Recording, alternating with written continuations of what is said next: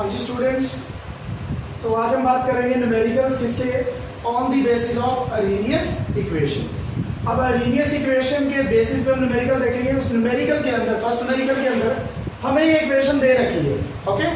log k is equal to constant minus EA upon 2.303 RT given है ये। फिर कह रहा है कि when graph is plotted for log k versus 1/t then a straight line with slope minus 6670 times of k is obtained, calculate energy of activation या फिर activation energy. तो देखिए जो हमें इक्वेशन दे रखी है log k is equal to constant minus EA upon 2.303 RT। हमने जो कर्व ड्रॉ करना है, ध्यान दीजिए, जो ग्राफ बनाना है किस किस के बीच में बोला गया हमें, log k और 1/t के बीच। तो ये हमारे लिए y है, ये कांस्टेंट है तो इसको हम c कहेंगे, प्लस mx। x क्या है 1/t, इसको मैं अलग लिख रहा हूं 1/t। ये सारा x है, ये सारा इंक्लूडिंग माइनस m है और कांस्टेंट c है। स्लोप नेगेटिव है तो जो स्ट्रेट लाइन इक्वेशन आएगी वो कुछ इस टाइप की आएगी, ठीक है। स्लोप नेगेटिव है, झुकाव नेगेटिव है, तो स्लोप कितना आया यहां से, अगर ग्राफ के अकॉर्डिंग देखें minus EA upon 2.303 R। Clear है, स्लोप ये है। लेकिन स्लोप गिवन कितना है माइनस 6670। इट मीन्स ये दोनों क्या होंगे, इक्वल। ये दोनों क्या होंगे, इक्वल। क्लियर। अब ध्यान दीजिए आगे, नेक्स्ट यहां से क्या होगा, हमें कैलकुलेट करना है EA। तो EA क्या आ जाएगा, माइनस से minus cancel, EA is equal to 6670 into 2.303 R। अब ध्यान दीजिए यहां से ये जो k है ये रेट कांस्टेंट नहीं है।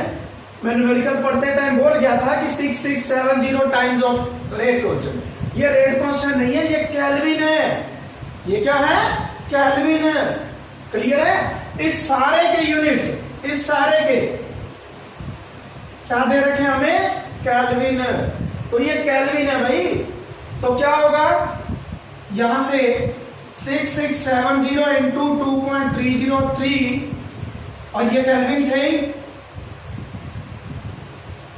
यहां लिख लेते हैं केल्विन, के इंटू आर की वैल्यू 8.314 जूल पर केल्विन पर मोल। अब मल्टीप्लाई करोगे, केल्विन से केल्विन इनवर्स कैंसिल, मल्टीप्लाई कर लेना तीनों की, जो वैल्यू आए जूल पर मोल कर देना। और अगर वैल्यू बहुत बड़ी आ रही है तो 1000 से डिवाइड करके किलो जूल में कन्वर्ट कर लेना। याद रखना, इसमें मिस्टेक मत कर देना। ये रेट कांस्टेंट नहीं है, और रेट कांस्टेंट तो गिवन भी नहीं है हमें पूरे न्यूमेरिकल में। ये केल्विन है। क्लियर है, ये केल्विन है। तो वो केल्विन इधर केल्विन इनवर्स से कट जाएगा, कैंसिल हो जाएगा, मल्टीप्लाई कर लेना, जूल पर मोल बचेगा। अगर आपकी वैल्यू बहुत बड़ी आ रही है 1000 से डिवाइड कर देना, किलो जूल के अंदर आंसर हो जाएगा। सेकंड क्वेश्चन देखिए, rate constant of reaction at 500 kelvin and 700 kelvin. दो टेम्परेचर दे रखे हैं T1 T2 are 0.02 second inverse and 0.07 second inverse. यहां एक वर्ड आएगा इसके बाद रिस्पेक्टिवली। क्या वर्ड आएगा, रिस्पेक्टिवली। मतलब 500 का जो 500 टेम्परेचर पे जो रेट कांस्टेंट है 0.02 सेकंड इनवर्स है, 700 केल्विन पे जो है वो है 0.07 सेकंड इनवर्स। तो ये हमारे लिए K1 का काम करेगा और ये K2 का। Calculate the value of EA and A। ये एक्टिवेशन एनर्जी और ये क्या है, प्री एक्सपोनेंशियल फैक्टर या फिर फ्रीक्वेंसी फैक्टर। तो देखिए कैसे करोगे, using Arrhenius equation log K2 by K1 is equal to EA upon 2.303 PR 1/T1 minus 1/T, ये आएगा। आगे देखिए, वैल्यू पुट करते हैं अपन, log K2 कितना है 0.07, सेकेंड इनवर्स है, कौन सा ऑर्डर है, सेकेंड इनवर्स यूनिट्स है, कौन सा ऑर्डर है, first order, 0.02 is equal to, ये कैलकुलेट करना है 2.303, आर की वैल्यू 8.314 जूल पर केल्विन पर मोल, यूनिट्स लिख लेना, जूल पर केल्विन पर मोल इनटू 1/T1 कितना है 500। एक बात और, अगर आपको डिग्री सेल्सियस में टेम्परेचर गिवन है तो पहले ही उसको केल्विन में कन्वर्ट कर लेना। कैसे करते हैं, 273 उसमें ऐड करते हैं तो क्या बनेगा, ये तो ऑलरेडी केल्विन में है, 500 माइनस 1/700, ठीक। तो क्या होगा, यहां से इसके पॉइंट से पॉइंट कैंसिल, मैं इस साइड सॉल्व कर रहा हूं, log 7/2, सिर्फ इसको सॉल्व करते हैं पहले, log m minus log n, इसकी वैल्यू 0.8450 माइनस log 2.3010, ये आ जाएगा आपका 0.445। क्लियर है, ये वैल्यू आ जाएगी इस साइड, तो डायरेक्टली लिख देते हैं 0.5440 EA अपॉन 2.303, इसको डायरेक्टली इधर ही ले आओ, आप सब चीज को मल्टीप्लाई करो, 2.303 इंटू 8.314 इज इक्वल टू, ये इधर आ गया ना, डिवाइड में था, इधर आ गया मल्टीप्लाई में। अब 1/500 इनका एलसीएम लेंगे कितना आएगा, ये इधर है, यही सॉल्व कर रहा हूं मैं, एलसीएम कितना आएगा 700 इंटू 500, और इधर क्या आएगा 700 माइनस 500, ऊपर 200 बचा, वो इधर आके नीचे, और ये 700 इंटू 500 ये आ जाएगा मल्टीप्लाई में। इस सारी वैल्यू को सॉल्व करना है, बताइए अभी कितना आंसर आ रहा है, कैलकुलेट करिए जल्दी से, बताइए मुझे, कैलकुलेट करने के बाद इसका आंसर कितना आ रहा है, 182.31.4, ये जूल है या किलो जूल है, जूल पर मोल, जूल पर मोल, और आपने क्या करना है, इसको किलो जूल में कन्वर्ट कर लेना, 1000 से डिवाइड करके 18.2314 किलो जूल पर मोल। क्लियर है, इस तरीके से आपको करना है एक्टिवेशन एनर्जी को फाइंड आउट। अब सेकंड पार्ट देखिए, सेकंड पार्ट के अंदर क्या करना है आपको, सेकंड पार्ट में ए की वैल्यू फाइंड आउट करनी है। अब ए की वैल्यू किस में आती है, इस इक्वेशन में तो आई नहीं थी, नहीं आई थी ना, किस में आएगी, log k is equal to log a minus EA upon 2.303 RT, ये थी। अब यहां पे क्वेश्चन ये है, इसको फाइंड आउट करने पहले इसको इधर ले जाओ,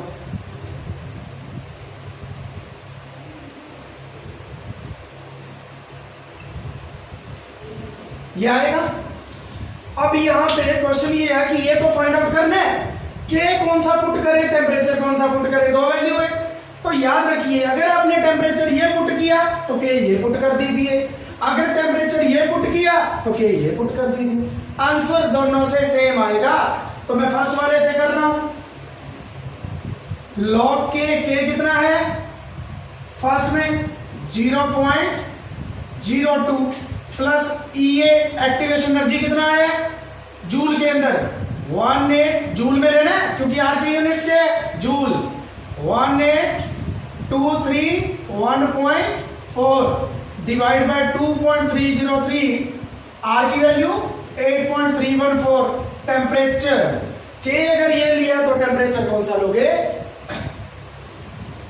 500 केल्विन। देखिए इसको सॉल्व करना है तो क्या करो, पॉइंट हटा दो, क्या आएगा 2/100 log m minus log n, 100 log 2 कितना होता है 0.3010। 100 को क्या लिख सकते हो 10 का स्क्वायर, log के साथ कोई क्वांटिटी पावर आगे 2 log 10, log 10 कितना होता है 1, तो 2 में से आपको ये माइनस करना है तो क्या होगा 0.9961 माइनस का 1.6990 बच जाएगा। सिर्फ इतना सॉल्व किया मैंने, ठीक है। आप क्या करना है आगे, इस सारे को सॉल्व करो मल्टीप्लाई करके, ठीक है, इनको मल्टीप्लाई करके ओवरऑल इनकी डिवीजन करो, जो आएगा उसको ऐड करना है -1.6990 में, ये अपने आप सब्ट्रैक्ट हो जाएगा। तो मुझे आप ओवरऑल log a की वैल्यू बताओ कितनी आ रही है, बताओ भाई 0.205 log a की है ना, तो ये log इधर जाके क्या बनेगा एंटी लॉग, ये log इधर जाके क्या बनेगा एंटी लॉग ऑफ 0.205, या फिर इस log का बेस कितना होता है 10, तो जब ये इधर आएगा तो ये सारी चीज कहां चली जाती है इसकी पावर में, 10 की पावर में, और में आप आंसर यहां तक भी छोड़ के आ सकते हो 10 की पावर 0.205, गलत नहीं किया जाएगा क्योंकि इस log का बेस कितना है 10, जब भी ये इधर आएगा तो ये सारी क्वांटिटी 10 की पावर में आ जाएगी। ये लास्ट लेक्चर अपना इस चैप्टर का, इसके बाद में एक छोटी सी वीडियो आपको बना के दे दूंगा जिसमें आपको सिखाया जाएगा एंटी लॉग देखना, क्योंकि इसके लिए लॉग टेबल की हेल्प होगी, ठीक है। लॉग टेबल हमें चाहिए तो एंटी लॉग में सिखा दूंगा आपको और लॉग भी सिखा दूंगा उसके अंदर। अभी के लिए आप इतना ही छोड़ देना एक बार। थर्ड न्यूमेरिकल देखिए, rate of a particular reaction quadruples. Quadruples का मीनिंग क्या है 4 टाइम्स, क्या मीनिंग है 4 टाइम्स बढ़ जाती है when the temperature changes from 293 Kelvin to 313 Kelvin। कितने का चेंज है 20 केल्विन का, कितने का 20 केल्विन का चेंज है, तो रेट 4 टाइम होगी, 10 डिग्री से ऑलमोस्ट डबल होती थी। Calculate the energy of activation for such A reaction assuming that it does not change with temperature। कौन नहीं चेंज हो रहा एक्टिवेशन एनर्जी, तो कह रहे हैं कि ऐसा मान के चलो कि एक्टिवेशन एनर्जी टेम्परेचर के साथ चेंज नहीं हो रहा। देखिए हमारे पास इक्वेशन है log K2 by K1 is equal to EA upon 2.303R 1 by T1 minus 1 by T। तो हम वैल्यू पुट करते हैं। अगर हम क्या करते हैं इनिशियल रेट लेके चले K1 is equal to K, तो जो फाइनल रेट है, देखो रेट कांस्टेंट ही तो मेजर करता है रेट ऑफ रिएक्शन को, तो आप लिख सकते हो रेट कांस्टेंट मतलब रेट ऑफ रिएक्शन। K2 क्या लिखेंगे, क्या हो गया ओरिजिनल का 4 टाइम्स, तो पुट कर दीजिए 4K by K EA upon 2.303 into 8.314 into 1 by T1 कितना है 293 केल्विन माइनस 313 केल्विन। देखिए K से K कैंसल, log इनका इकट्ठा है ना इसीलिए कैंसिल किया, log 4.6020,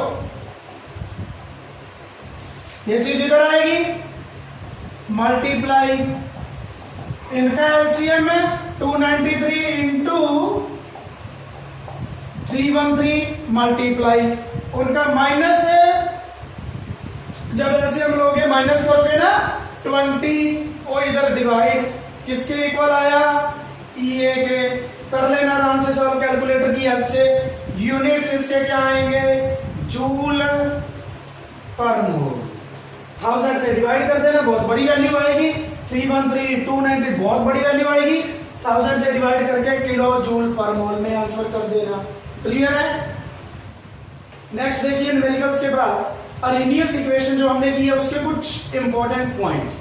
अरेनियस इक्वेशन हमारे पास क्या आई थी, स्टार्टिंग हमने करी थी k is equal to a into e की power minus E upon R T. ये जो डिवाइड बाय आर टी है वो e की पावर में ही है। k क्या था, रेट कांस्टेंट, a क्या है, प्री एक्सपोनेंशियल फैक्टर या फिर frequency factor, TA activation energy R, gas constant T, absolute temperature.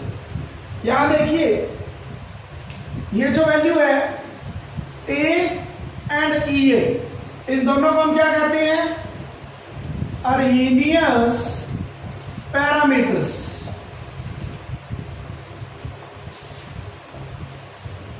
Next है e की पावर माइनस ए अपॉन आर टी, इसको हम क्या कहते हैं, fraction of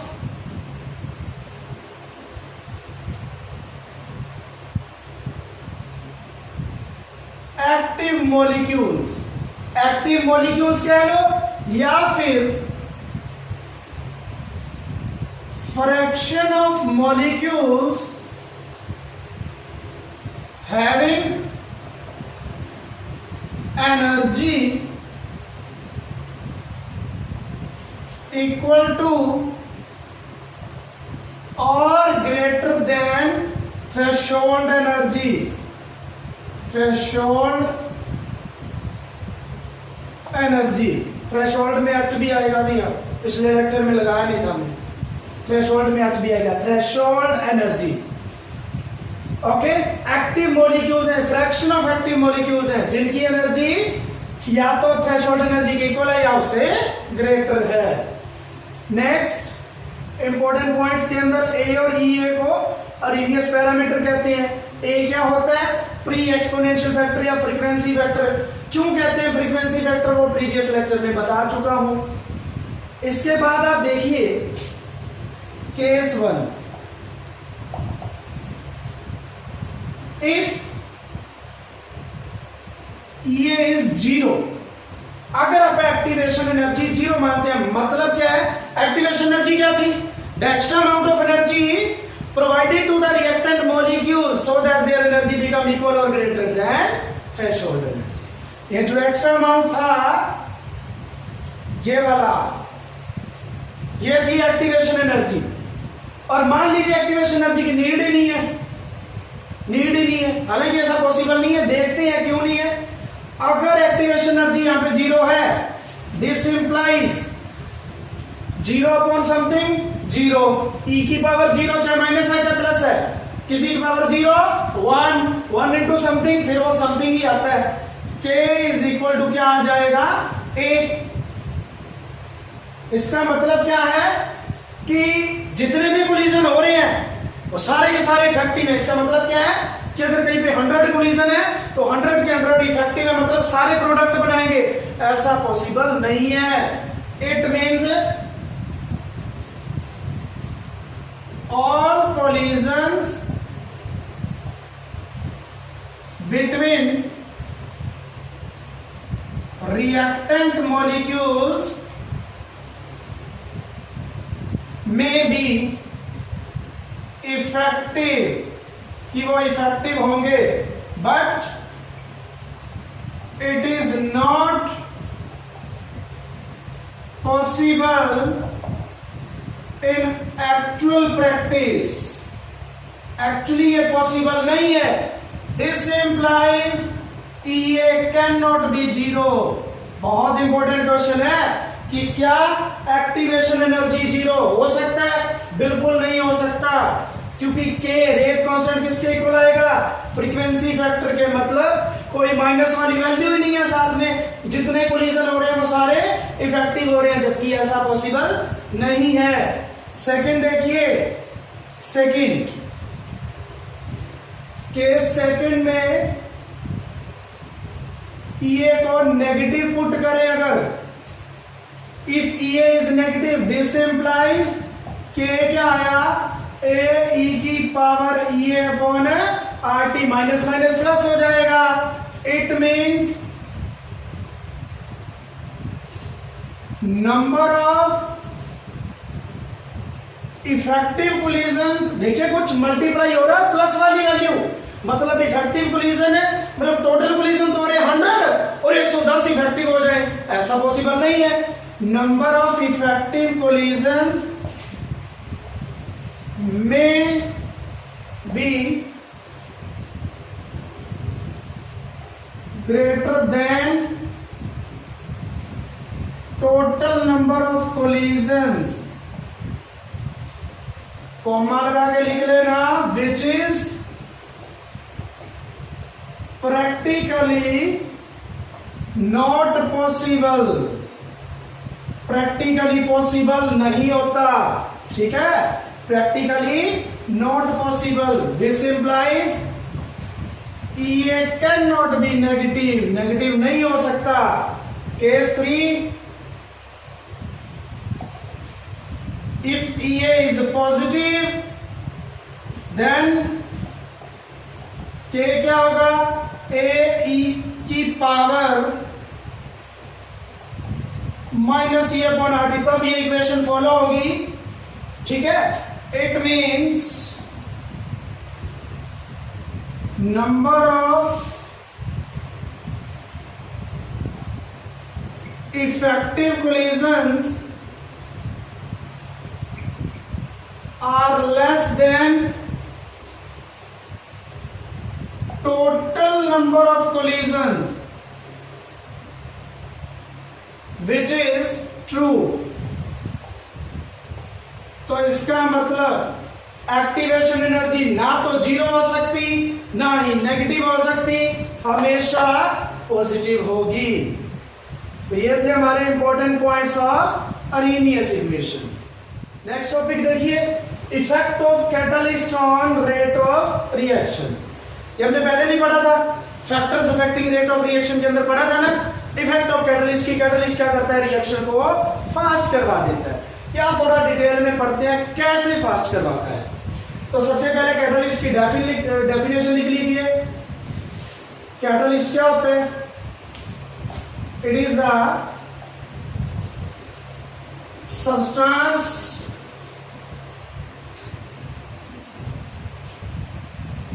which increases the rate or speed of reaction without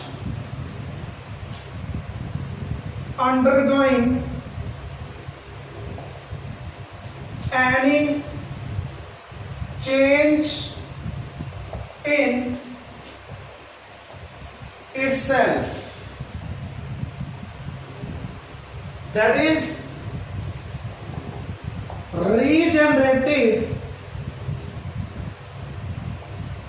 at the end of chemical reaction। जैसे ही chemical reaction खत्म होगी ये रीजनरेट हो जाएगा विदाउट अंडरगोइंग एनी चेंज। का मतलब क्या है, इसका मतलब ये नहीं है कि वो पार्टिसिपेट नहीं करता, रिएक्शन में पार्टिसिपेट करता है बट रीजनरेट हो जाता है। क्लियर है, समझते हैं इसको एक ग्राफ के थ्रू।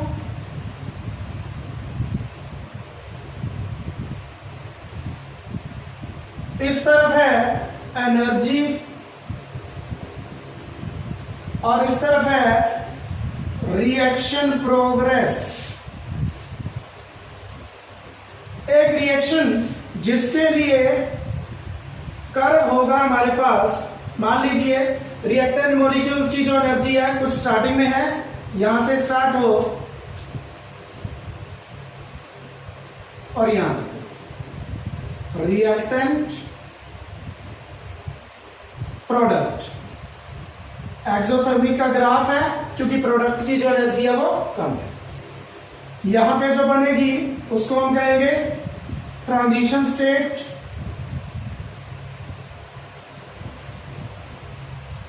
या इंटरमीडिएट कॉम्प्लेक्स भी बोल सकते हो या एक्टिवेटेड कॉम्प्लेक्स भी बोल सकते हो।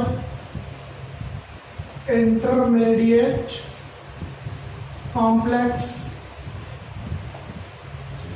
तो जब हम कैटालिस्ट यूज करेंगे, ये जो है ये है एक्टिवेशन एनर्जी E A। जब हम कैटालिस्ट यूज करेंगे तो वो क्या करता है,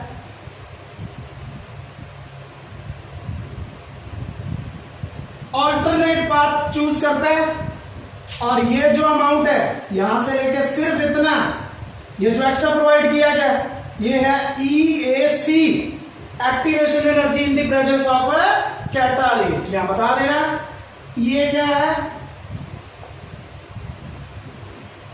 activation energy in absence of catalyst, और EAC क्या है, activation energy in presence of catalyst.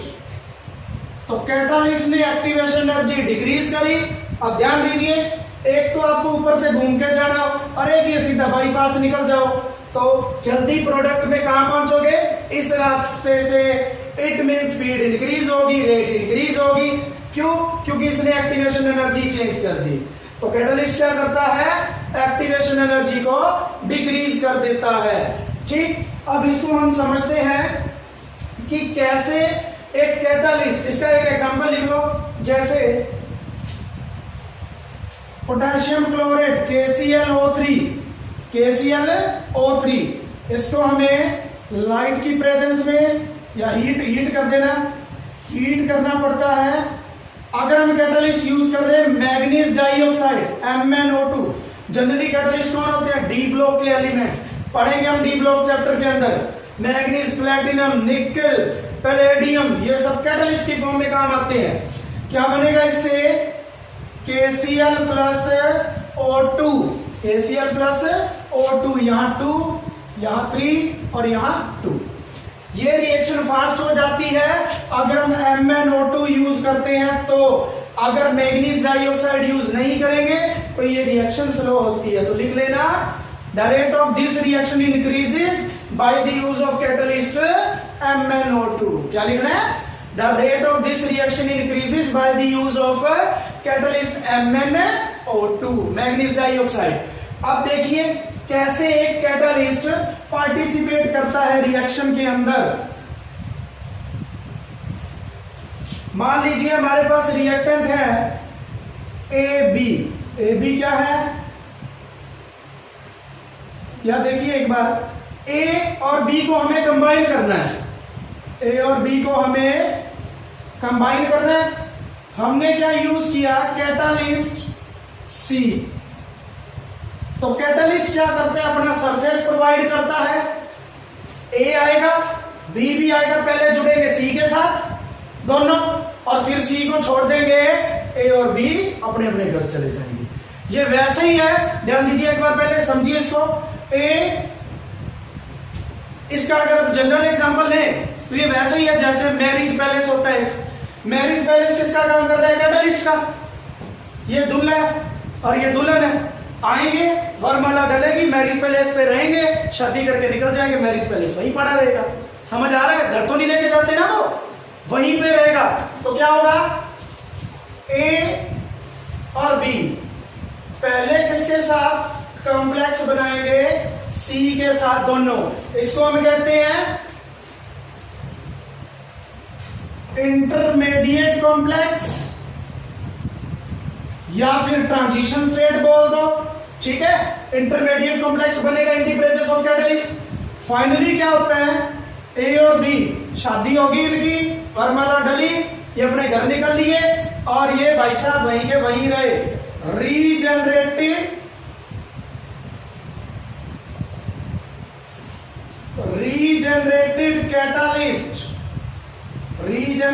Catalyst, ये प्रोडक्ट बन गया।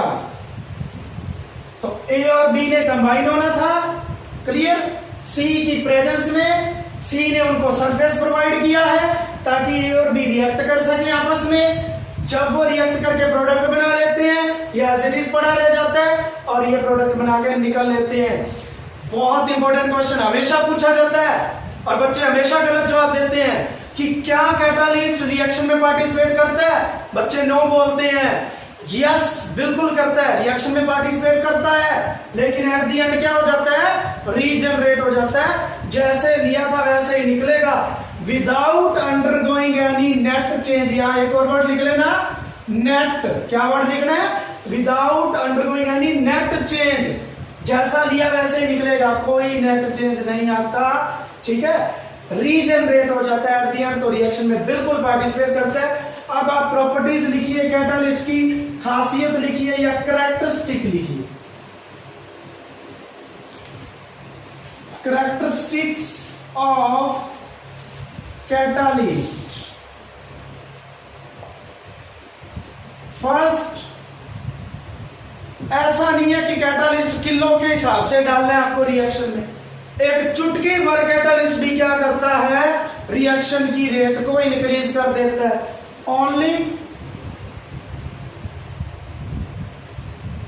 a small amount of only a small amount of catalyst is sufficient to bring about a large change in rate of reaction। Rate of reaction में large change लाने के लिए थोड़ा सा amount भी कैटालिस्ट का बहुत है। सेकंड, भाई कैटालिस्ट किसी रिएक्शन को स्टार्ट नहीं करता, मतलब स्पॉन्टेनियस रिएक्शन है जो हो रही है उसी की स्पीड को इंक्रीज करेगा, जो हो ही नहीं रही उसको ये नहीं छेड़ सकता। Catalyst increases the speed of spontaneous reaction। spontaneous का मतलब जो अपने आप हो रही है। it does not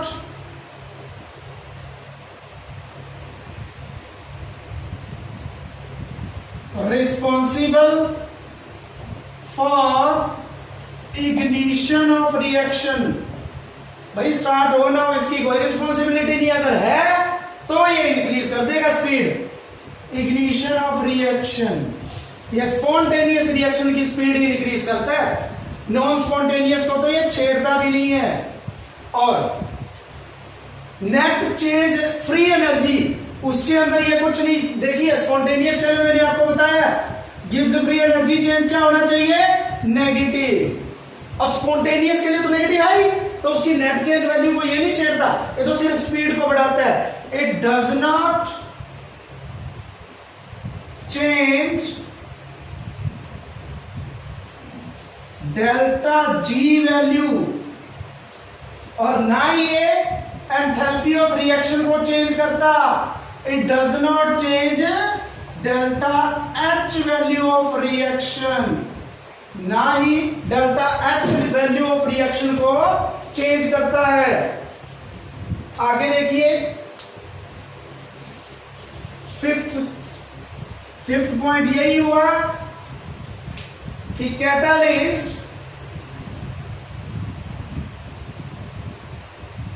participate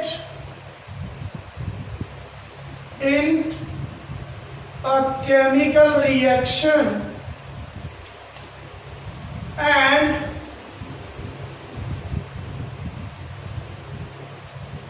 increases the rate of reaction। Finally, it is regenerated, ये रीजनरेट हो जाता है finally. Last point, last property catalyst की, इक्विलिब्रियम का केस हो तो क्या होगा? ए in equilibrium with B.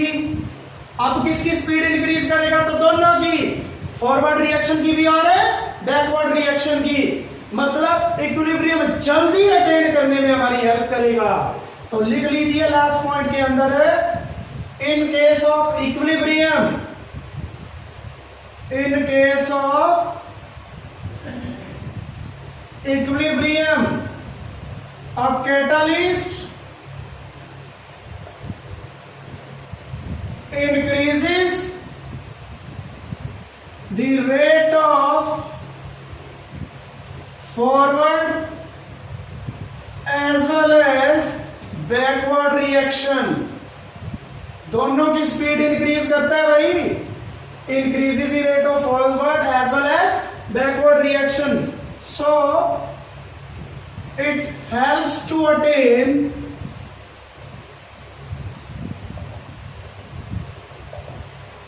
equilibrium quickly. तो रिवर्सिबल रिएक्शन, ये कौन सी है? रिवर्सिबल. इक्विलिब्रियम तो वही होता है ना. रिवर्सिबल रिएक्शन में जल्दी इक्विलिब्रियम अटेन करने में हमारी हेल्प करता है. तो ये था कैटालिस्ट की पार्टिसिपेशन रेट ऑफ रिएक्शन में. कोई पूछे तो कह देना कैटालिस्ट स्पीड को इंक्रीज करता है, और पूछे क्यों तो कह देना activation energy of reactant molecule decrease कर देता है. एक ऑल्टरनेट पाथ फॉलो करता है जिससे रिएक्टेंट जल्दी कन्वर्ट हो जाते हैं प्रोडक्ट के अंदर. पार्टिसिपेट भी करता है केमिकल रिएक्शन में, एट द एंड रीजनरेट भी हो जाएगा. तो इस चैप्टर का लास्ट टॉपिक है collision theory of chemical reactions. देखिए क्या कहती है कि रिएक्टेंट मॉलिक्यूल्स फर्स्टली क्या करते हैं, एक दूसरे के पास आते हैं, कोलाइड करते हैं. ठीक है, कोलाइड करने के बाद क्या बनाता है? डायरेक्ट प्रोडक्ट नहीं बनता. क्या बनता है? मैंने आपको पीछे समझाया था कंसेप्ट ऑफ एक्टिवेटेड कॉम्प्लेक्स.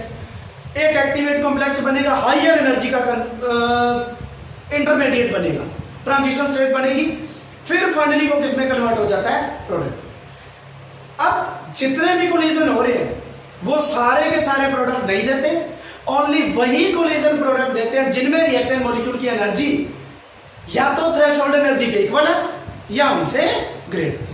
तो लिखिए इसको, क्या होगा? Collision theory of chemical reaction. According to this theory,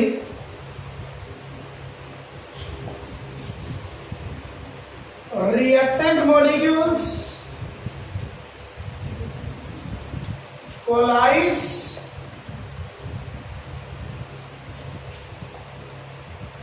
simultaneously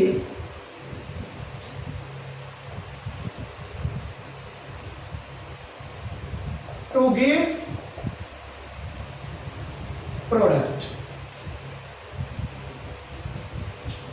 An activated complex is formed as an intermediate.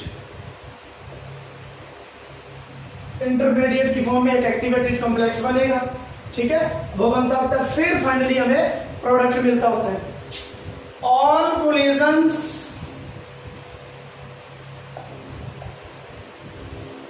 does not result into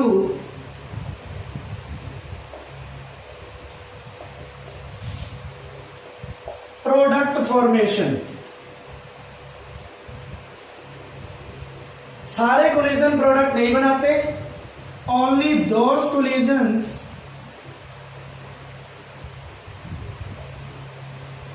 in which reactant molecules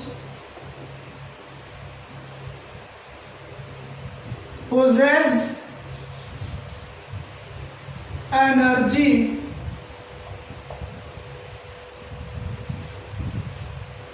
equal to or greater than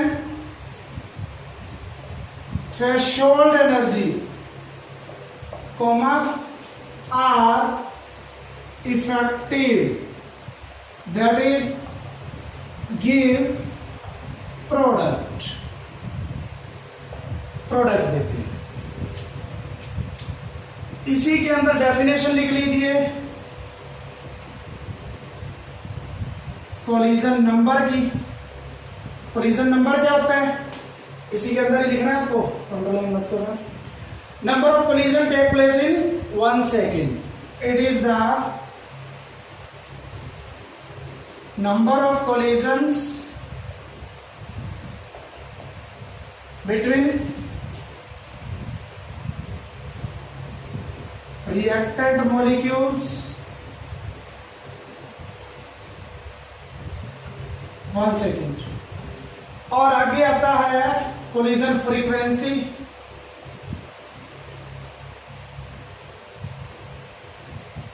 उसमें 1 second भी होगा, time period भी होगा और एक given volume के अंदर भी होगा। It is the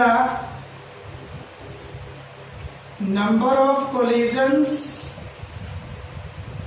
between reactant molecules in 1 second per unit volume। एक गिवन वॉल्यूम के अंदर 1 सेकेंड में कितने कोलिजन होते हैं उसको कोलिजन फ्रीक्वेंसी कहते हैं। कोलिजन फ्रीक्वेंसी को डिनोट करते हैं जेड से, ठीक, जेड से डिनोट करेंगे हम। तो हम ऐसा मानते हैं कि A प्लस बी क्या दे रहे हैं अगर प्रोडक्ट, तो हम ये मान लेते हैं जेड ए बी क्या है कोलिजन फ्रीक्वेंसी।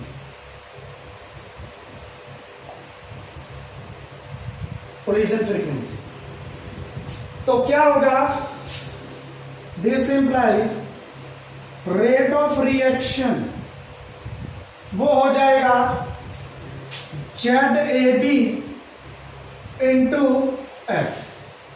एफ क्या है, फ्रैक्शन ऑफ एक्टिव मॉलिक्यूल्स। और एक्टिव मॉलिक्यूल्स में आपको बता चुका हूं क्या होते हैं, वो मॉलिक्यूल जिनकी एनर्जी, रिएक्टेंट मॉलिक्यूल जिनकी एनर्जी इक्वल और ग्रेटर देन थ्रेशोल्ड एनर्जी है। एफ आप क्या पुट कर सकते हो, ई की power minus E upon R T. इसका मतलब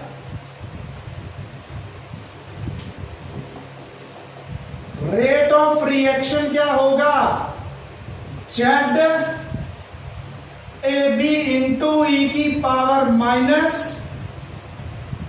ई अपॉन आर टी। ये हुई इक्वेशन नंबर 1।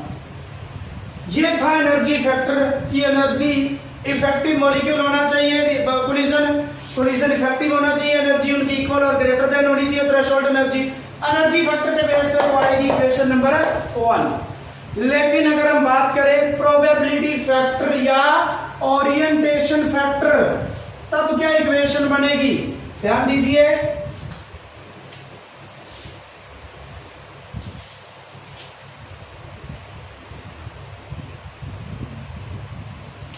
ओरिएंटेशन फैक्टर और प्रोबेबिलिटी फैक्टर इसी के अंदर है भाई, कोलिजन थ्योरी के अंदर, अलग मत कर लेना, कोलिजन थ्योरी के अंदर ही है। अब आप क्या करो, एक एग्जांपल लेके चलते हैं हम।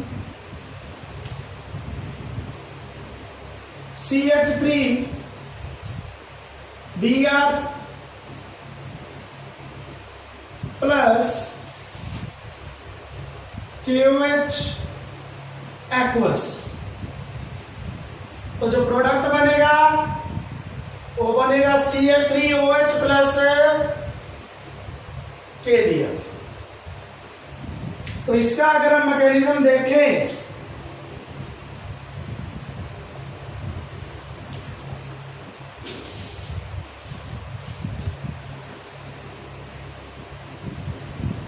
टेट्राहेड्रल स्ट्रक्चर ऐसे घुमा दोगे तो भी टेट्राहेड्रल है। OH नेगेटिव इस साइड अगर अप्रोच करे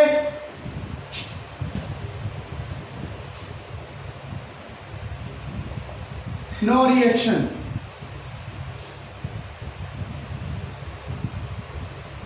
approaching this side no reaction। Case second, OH negative attack करे बैक साइड,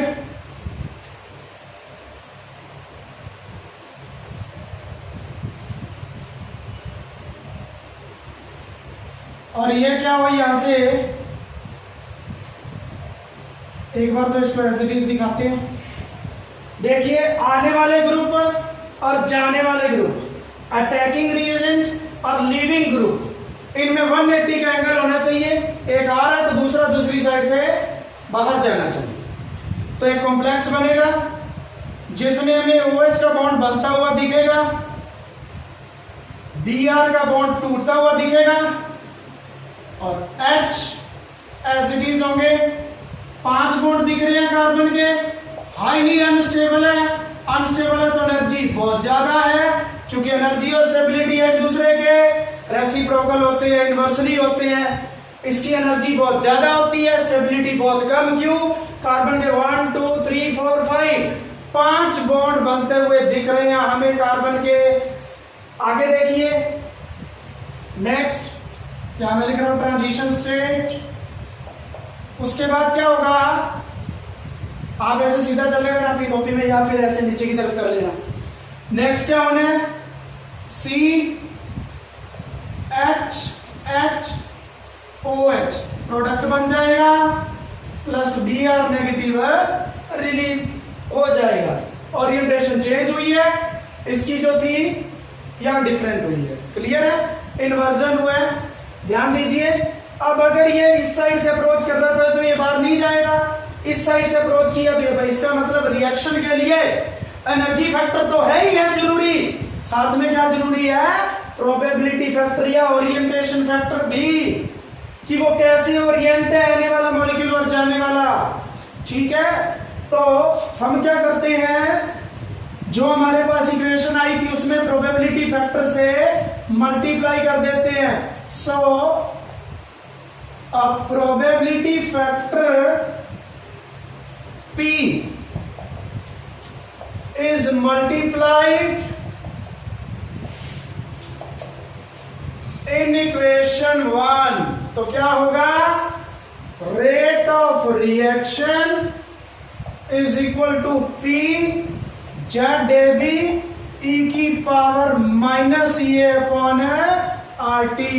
और इनियस इक्वेशन से डिफरेंट है ये। ठीक है, ये प्रोबेबिलिटी फैक्टर है और ये फ्रीक्वेंसी फैक्टर है। और इनियस इक्वेशन क्या आई थी, K is equal to A की power minus E upon RT।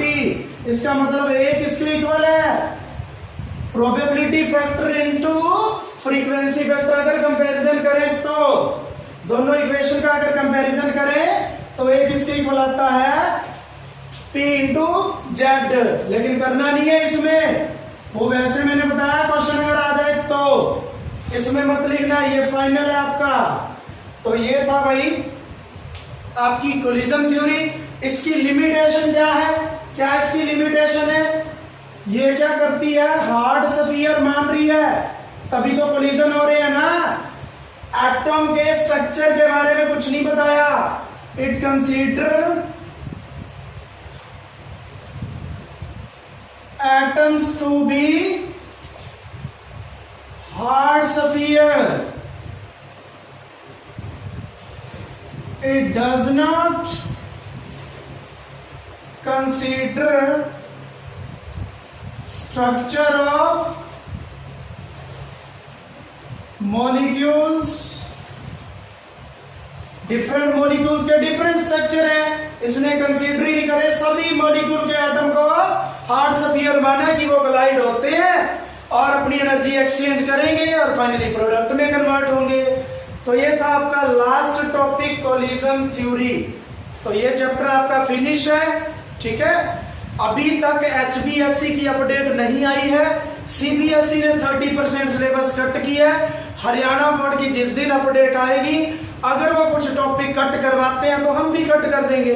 भाई किए हुए टॉपिक कट करना इजी है, लेकिन एंड में आपको बोला जाए कि ये 5-7 टॉपिक और ऐड कर लो अपने सिलेबस में, तो मुश्किल हो जाता है। तो आप सारे करोगे एक बार, अगर अपडेट आ जाती है 10-15 दिन में HBSC के सिलेबस की, तो हम भी कट कर देंगे। धन्यवाद।